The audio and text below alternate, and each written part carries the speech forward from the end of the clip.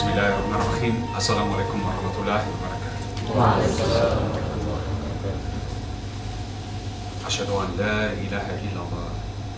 Asyhadu anna Muhammadun Rasulullah. The power belongs to Allah Subhanahu wa Ta'ala. Semua kekuasaan adalah milik Allah Subhanahu wa Ta'ala. He is the power, and there is no other similar to him. Dialah pemilik kekuasaan dan dia tak ada satu makhluk pun yang dapat menyamai. There is no two forces in the universe fighting each other, as in good versus bad, or light versus darkness. Tidak ada konsep di mana dua kekuatan bertarung di dalam alam semesta ini, seperti yang baik melawan yang buruk, kegelapan melawan. This is the way of the dualist. This is the way of the Zoroastrians. That is not the way of Tawheed, and that's not the way of Islam.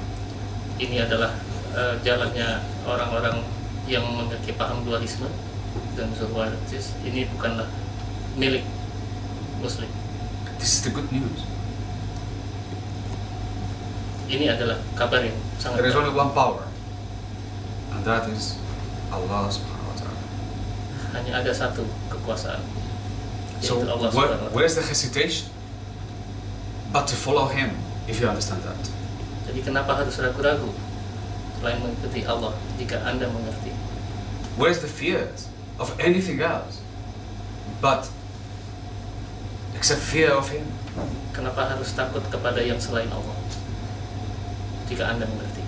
Why to follow any other command except His? Kenapa harus mengikuti perintah yang lain selain Allah jika Anda mengerti? This is our Tawheed. Inilah tauhid kita. It's a Tawheed that doesn't end by the affirmation of the unity of the essence, Inilah tauhid yang tidak berhenti but sampai the affirmation of the unity in His attributes. yang menyatukan sifat-sifatnya dan makna. We act in the understanding of unity. Kita melakukan tugas kita dengan pengertian yang didasari oleh kesatuan ini. That means we do not divorce our hakika from our sharia. Artinya kita tidak pernah memisahkan antara hakikat dan syariat. But they are both together. Kedua hal tersebut selalu menjadi satu.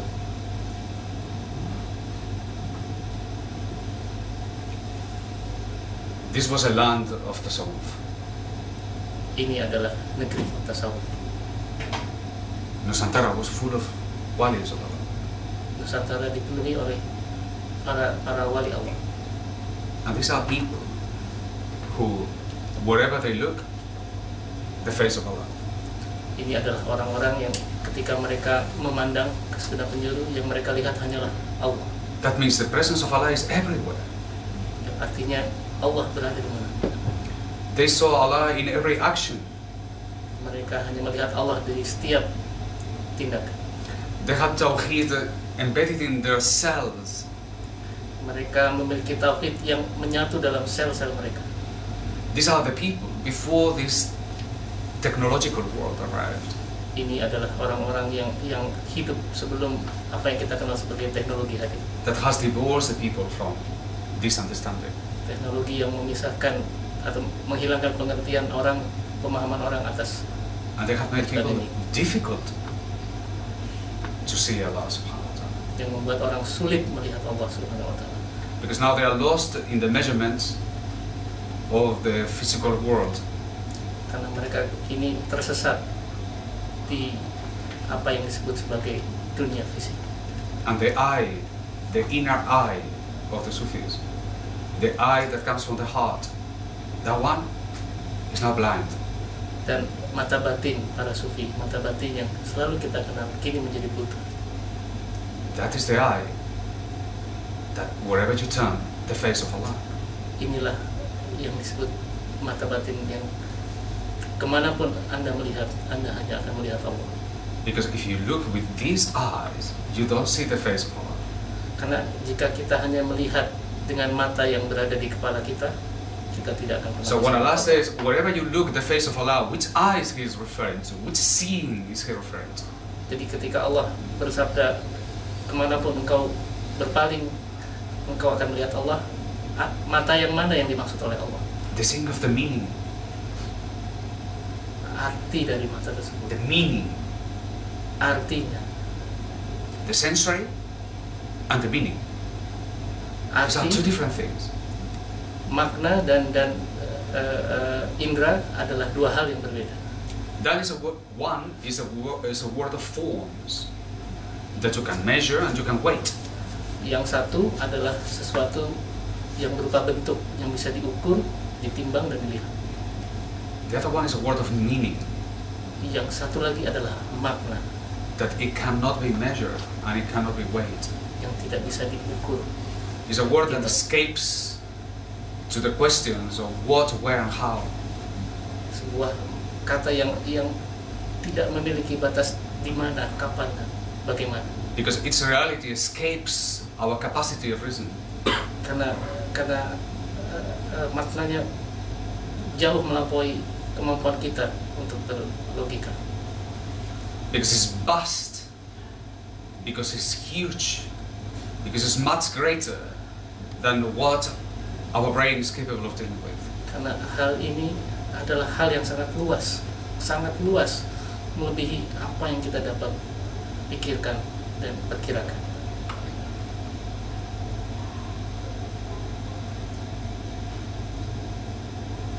One time our Sheikh was telling us, Satu waktu Syekh kami mengajarkan kepada kami, if you want to understand the limitation of the brain, jika engkau ingin mengerti batas dari I will kemampuan, give you one example in the physical world. saya akan memberikan contoh kepadamu di dunia secara fisik. The ball and the roulette. The ball and the roulette. Oh, bola kecil yang dimainkan dalam permainan judi roulette, yang dilemparkan dan diputar dalam satu wadah, di mana bola itu nanti akan berhenti di satu angka. Where the croupier takes the ball and throws it away. Jadi ketika seseorang melemparkan bola itu ke atas mesin roulette, the moment the ball has left the hand of the croupier, where is it going to fall is already determined. jadi ketika sang pelempar melempar bola itu, arah di mana bola itu berhenti sudah dapat ditentukan. Except we don't have the ability to comprehend. Hanya kita tidak memiliki kemampuan untuk memahaminya. All the physics involved in the rotation. Semua hal yang bersifat fisika yang berkaitan dengan rotasi dari bola dan mesin roulette. But if you're good, the moment the ball leaves the croupier, you should be able to know where it's going to fall because it's already determined. Tapi jika kita memiliki kemampuan secara begitu secara fisika, maka kita akan dapat mengetahui secara persis di mana bola itu akan berhenti. We're equally limited by our liver, by our eyes, by our character, by our upbringing, by our culture, by our history, etc., etc., etc. Kita selalu dibatasi oleh misalnya hati kita, mata kita, budaya kita, dan seterusnya. We understand things that when we try to explain to our grandparents, they will not understand. Misalnya ada sesuatu hal yang ingin kita jelaskan kepada kakek nenek kita, mereka tidak akan mengerti. If you tell them what a television is, they will say you are crazy.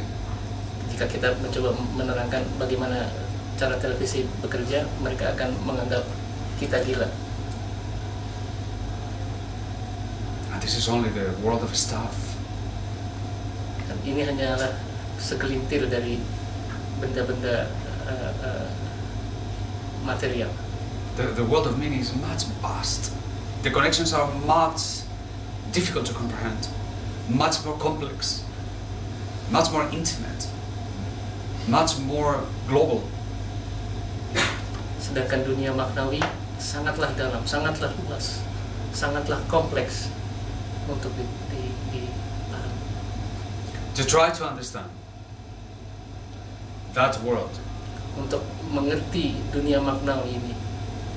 When we cannot understand the ball and the roulette, Ketika kita bahkan tidak bisa memahami jalannya bola dan mesin roulette. it's like trying to wondering why one ant cannot understand that he lives in the kitchen of my apartment in the 5th floor in a place called Villa Flora, Kuala Lumpur, Malaysia. Sama seperti halnya seekor semut yang hidup di dapur saya di lantai 5 di Villa Flora di Malaysia. The poor ant is very happy. Semut yang malang ini sebenarnya sangat bahagia. Let alone I cannot speak with her, but if I could, and I tell him this is the 8th floor, he will be wondering what 8th floor means. Tapi andai saja saya bisa berbicara kepadanya dan menyatakan kepada kamu hidup di lantai 5 atau di lantai 8, semutnya pasti akan berpikir apa artinya lantai 5 dan lantai 8 ini. This is us in relation to the world of meaning. Inilah kondisi kita di dunia maknawi ini. They tend to try to rationalize this world. Yang lain mencoba merasionalisasikan dunia maknawi ini. Is the attempt of the ants of my kitchen trying to rationalize that there is beyond the door of the kitchen there is some other space. They don't understand it's the living room and there are bedrooms, but how they could possibly rationalize something like that. Ini sama halnya seperti seekor semut yang mencoba merasionalisasikan bahwa di balik pintu itu ada dunia lain yang sangat luas. Or how they rationalize my finger and suddenly, occasionally, I go and I wipe out the surface where they live. Atau ketika dia melihat jari saya yang membersihkan meja yang dia sebut dunia yang di mana dia tinggal. Surely I must be a giant for them or some monster of some kind. Pasti dia menganggap saya seperti selayaknya seekor monster atau raksasa yang entah datang dari mana. They tend to rationalize this world. Jadi usaha untuk merasionalisasi dunia maknawi ini They attempt to rationalize God. adalah They attempt to rationalize Allah Himself. itu sama saja mencoba merasionalisasikan Allah itu sendiri. Is necessarily a failure. Pastinya akan tidak. But when successful, that is to say, when they think they have become successful. Tapi jika ada keberhasilan, tapi artinya ketika mereka merasa berhasil dapat merasionalisasikan Allah. And then they have created a theology. Dan ketika mereka menciptakan teologi, they are no longer speaking about Allah. Mereka tidak lagi bicara mengenai. They are speaking about the concept of Allah. Mereka berbicara mengenai konsep dari Allah. A self-made God. Tuhan yang dibuat oleh akalnya sendiri. Because Allah cannot be comprehended. Karena Allah tidak dapat dirasionalisasikan. Not with reason. Tidak dengan akal. And yet Allah says, tapi Allah berkata, you cannot understand me. Kau tidak dapat memahamiku. But the heart of the mu'min contains me. Tapi hati para mukmin dapat menerimaku. And that is extraordinary. Dan ini adalah hal yang sangat luar biasa. So this is the heart. Jadi ini adalah hati, Not the brain. bukan otak kita. So it's not a theology Jadi anymore. ini bukanlah teologi. Because there is no logos. Karena tidak ada logos, tidak ada logika. This is not a rational science. Ini bukanlah sains atau ilmu yang rasional. That's why we are not theologists. We are not atheist or polytheistic or monotheistic or theistic, because we don't have a concept of God. Oleh karenanya kita bukanlah teologis, ateis, monoteis atau teis di situ sendiri, karena kita bukanlah orang yang memahami konsep dari Tuhan. We are not monotheist either. Kita bahkan bukan monoteis. Some people say we are monotheistic religion. Sebagian orang menyatakan bahwa oh iya kita adalah agama yang monoteis. No, we are not. Kita bukan. The Sufis, they say we believe in Allah, that Allah is one without number. Jadi para Sufi berkata kita percaya, yakin kepada Allah bahwa Allah adalah satu, tapi bukan berupa angka. So we are monotheistic without mono. Jadi kita adalah monoteistik tanpa mono. In other words, is the refusal to reject any conceptualization of life. Jadi ini adalah penolakan atas usaha merasionalisasi kehidupan itu. I say all these things to you. Saya menyampaikan semua hal ini kepada so that you can understand sehingga Anda dapat memahami that the power that lies behind our deeds and the knowledge of Allah subhanahu wa ta'ala comes from the heart. Semua kekuatan dan ilmu yang datang dari Allah. That the brain is small, is pathetic, is almost useless. Karena otak kita adalah sesuatu yang sangat kecil, sangat menyedihkan, dan hampir-hampir tidak ada gunanya. It will bring you half of the times to the right place and the other half to the wrong place. Ada satu waktu otak dapat membawa kita ke hal yang benar, tapi sebagian besar akan membawa kita ke tempat yang salah. That a brain that is not guided with the heart is a car without will to drive. Jadi otak yang tidak dikendalikan oleh hati, oleh kalbu, itu layaknya mobil tanpa kemudi, tanpa setir. That the whole affair comes from the heart. Seluruh urusan ini datangnya dari kalbu kita. And thus, the importance of the science of tasawwuf. Dan inilah pentingnya ilmu mengenai tasawuf. You have been, for several months, many of you, for years at least, bringing forward the matter of the golden hour. Sebagian dari anda selama berbulan-bulan ini, bahkan bertahun-tahun, menyampaikan hal mengenai uang dinar emas. And you have understood something about the golden hour, some things about the golden hour. Dan sebagian dari anda sekalian mengerti sebagian mengenai dinar emas ini. Surely you all understand by now that paper money is a fraud. Tentunya kita semua sudah memahami bahwa uang kertas hanyalah tipu daya. And you have understood, look, there is justice in gold and silver. Dan anda semua telah melihat ada keadilan di emas dan perak. But there is no justice in paper money because these people can print it non-stop. Tapi tidak ada keadilan di uang kertas karena orang-orang ini dapat mencetak uang kertas tanpa henti. And we offer the golden dinar, but we don't force the people to use the golden dinar. Kita membawa dinar emas kepada masyarakat, tapi kita tidak memaksakan dinar emas kepada. But they force the people to use the rupiah. Tapi orang-orang ini memaksa masyarakat untuk memakai rupiah. And this rupiah feeds the banks. Dan rupiah inilah yang memberi makan para bankir. And these banks create the imbalance in society. Dan bank-bank inilah yang menciptakan ketidakseimbangan dalam kehidupan. And it promotes riba. Dan bank-bank inilah yang kemudian memasyarakatkan riba, Which Allah has forbidden. Yang telah dilarang oleh Allah. And that brings the massive injustice to our societies. Yang membawa ketidakadilan yang sangat luar biasa di masyarakat. And you now look at our people here in Indonesia and you find them protesting in the streets because the salaries are awful, unacceptable, inhuman.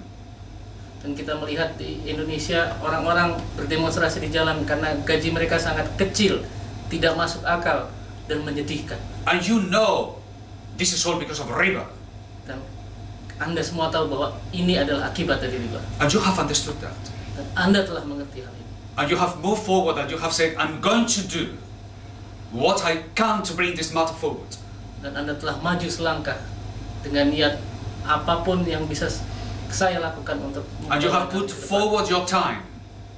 Dan Anda telah mengorbankan waktu Anda. And you have put forward your money. Anda telah mengorbankan uang Anda. And you have prayed to Allah subhanahu wa ta'ala to give you more strength to bring this matter forward. Saudara telah meminta kepada Allah Subhanahu wa taala agar memberikan kekuatan yang lebih untuk memajukan hal ini. But I'm telling you, this is not enough. Tapi saya katakan ini tidaklah cukup. This is not enough. Ini tidak cukup. You will not succeed. Anda tidak akan berhasil.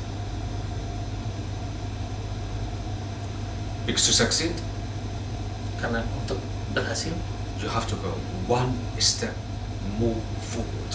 Anda harus melangkah lebih jauh lagi. You have done everything you can. Anda telah melakukan semua yang bisa dilakukan. Now you have to do what you cannot. Sekarang Anda harus melakukan hal yang tidak dapat Anda lakukan. Now you have to go to the realm that where you will feel lost. Anda harus pergi ke wilayah di mana Anda akan merasa You have done everything which is reasonable. Anda telah melakukan semua hal yang terlihat memungkinkan. Now you have to be unreasonable. Dan sekarang Anda harus melakukan hal yang tidak dapat dipikirkan dan dilakukan. Because a reason is a prison. Karena logika adalah penjara.